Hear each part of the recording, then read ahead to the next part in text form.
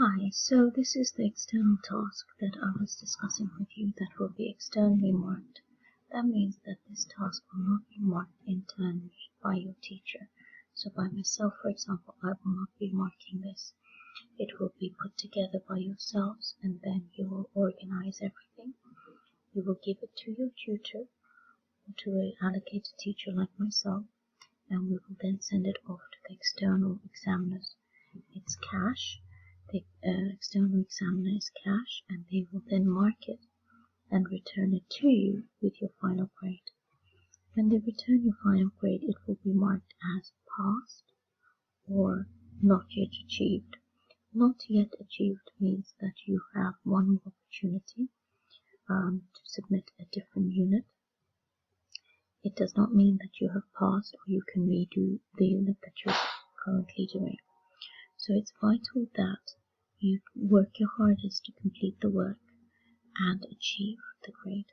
You will also not be given any further feedback by the cash board. They will simply say that you have either achieved the grade that you would have done or you would have not yet achieved. There is not really any more information except perhaps which criteria you achieved or did not achieve. So for the level 3 year 1, this is the handbook that I have sent you already so that you can see. It just has all of the information that we have received from cash, and it's just collated into one document so that you can have it. I would suggest that you print it so that you can be clear. Now what you can see there is the unit that you're going to be doing first is T1 Communication in Health and Social Care. If you fail to achieve on that, only then will you get a resubmission with a new unit, which is called Safeguarding in Health and Social Care. Now, once you have had both opportunities, unfortunately, you run out of the opportunities to be able to submit any more, and you fail the whole year. So there is a real importance laid to this external task. So we need to give it that sort of level of work as well. So what it has here is the T1 and the T2, and you can see that to achieve the level 3 certificate in health and social care at grades D to A star, learners must complete one extended assignment or assessment. This is the extended assessment that they're talking about.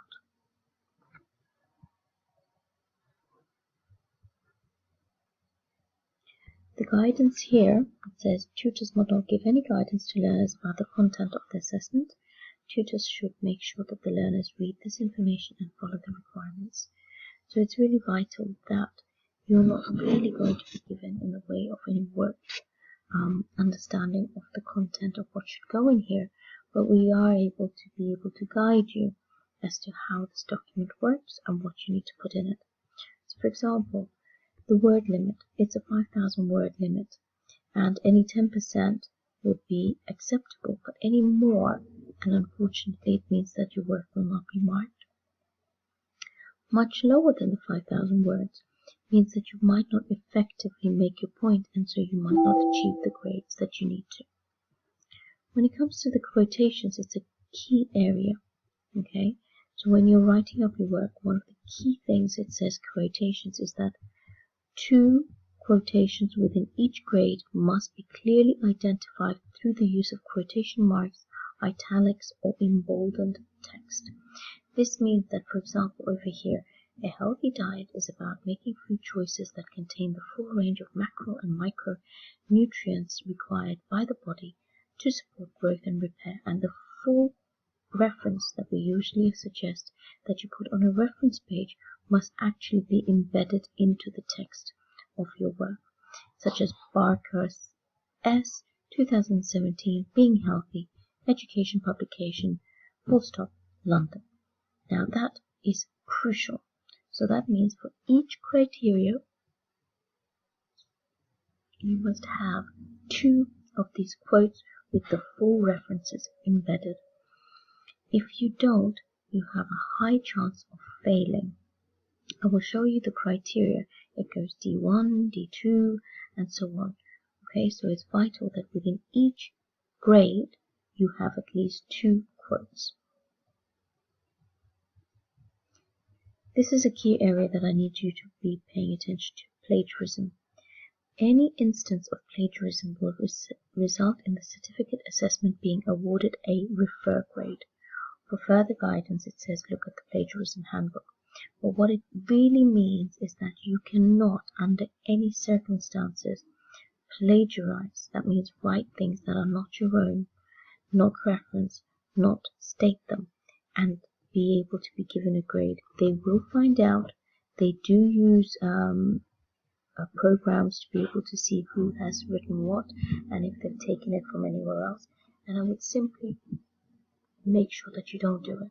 You know, it's worse assuming that you put in a lot of hard work and then you've possibly copied and pasted a small section, and it will mean that the whole of your assignment will now be referred, which means basically it's failed.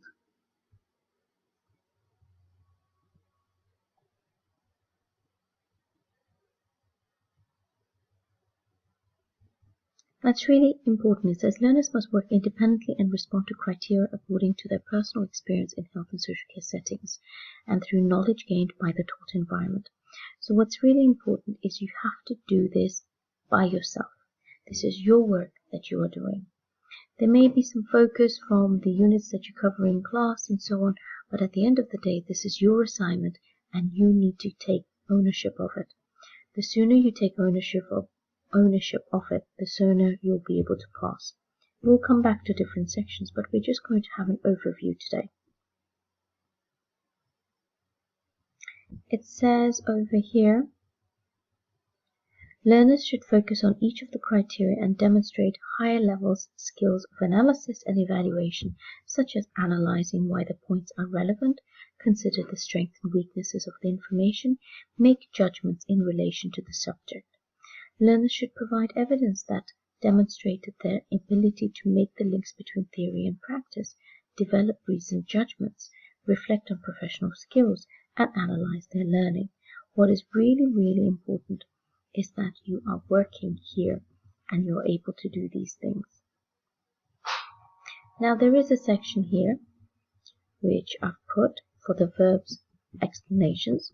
So for example, if they state analyze, it means break the topic down into separate parts.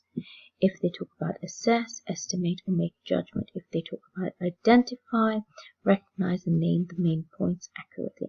It's vital that you know these sort of almost instructional words, these verb explanations, so that you can answer the questions when they're asked in the appropriate manner, because you can end up failing because you haven't completed the action required.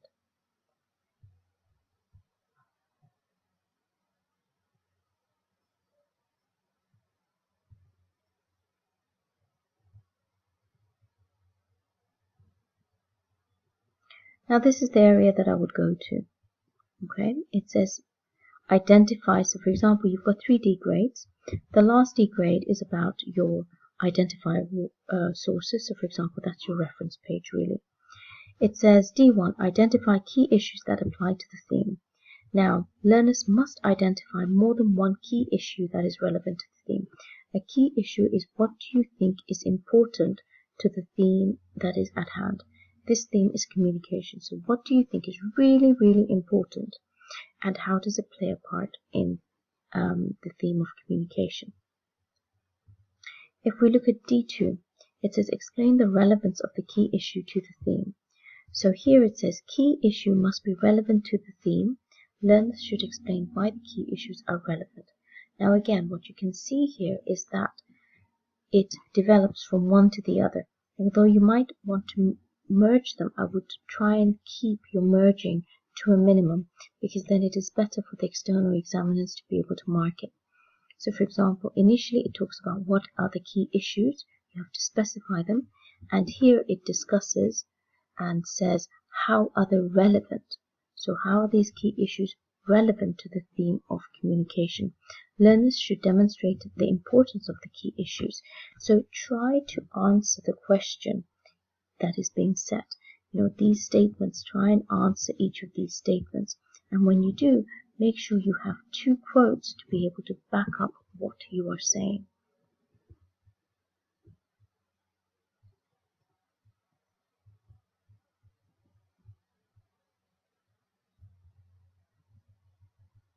When it comes to the C grades, you can see that there are 3 C's. Once again, the third C, C3, is your evidence of reading to use as the source with referencing relevant to the description. Again, it's vital that you have 2 identifier and reference quotes to support your description. So C1 says, describe how your underpinning knowledge of relevant theory, philosophical approach, legislation, or report enables you to understand the key issue in D1. So it's a cascading effect. What you're doing in D1 will then move into your knowledge of theory or legislation here. So it says learners must identify at least one theory, philosophical approach, piece of legislation, or report and describe how this relates to the key issue. So you have to pick, is there a theory that is relevant to be able to explain any of the key issues you mentioned before? Is there a piece of legislation which is relevant that is going to explain and describe how it relates to the key issue?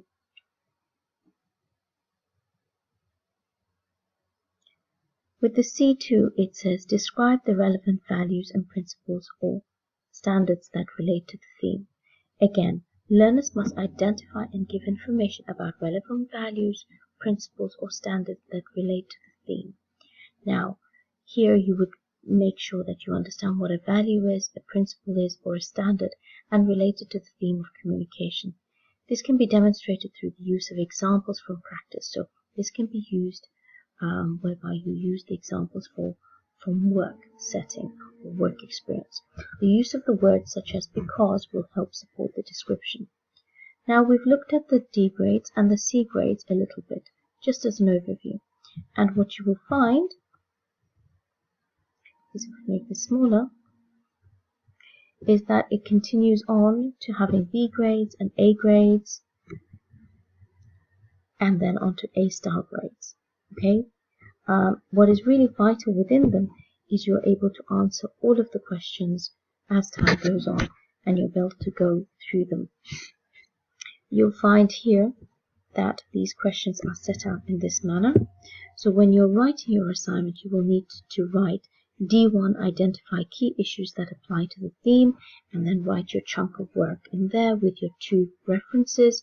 Then put D2, explain the relevance of the key issues to the theme, and then put down your work and then your 2 references, and then D3, where you put down all the references that you were using within your D grade. And so it moves on to the C, then the B, then the A, and the A star. One of the key things that you will need to complete once you have completed your assignment is you will need to complete this external assessment cover sheet, where you will need to place your name, your ID number, which is different to your college ID. It will be the cash exam board ID number, which we can show you, the center number, which will be for CWC, for example, the batch number, and so on. Okay, so it's very, very important that you put all of those bits of information down when you're submitting your work. But you obviously can't complete the word count or the page numbers until you are at your end point. So what you'll be able to see afterwards is the feedback from the Chief Examiner's reports. And what it basically says is a number of different things, like make sure you do your own work, ensure that you are answering the question fully, ensure you have enough word count for each of the areas, make sure that you are referencing correctly, and what you can see is you can see lots of information that's been put together from all the examiner's reports to be able to support you. So what we've done is we have started to look at this externally marked assessment called Communication in Health and Social Care, and you have looked at a little bit about the D and the C, and this is how you would begin. We will have further videos as time goes on.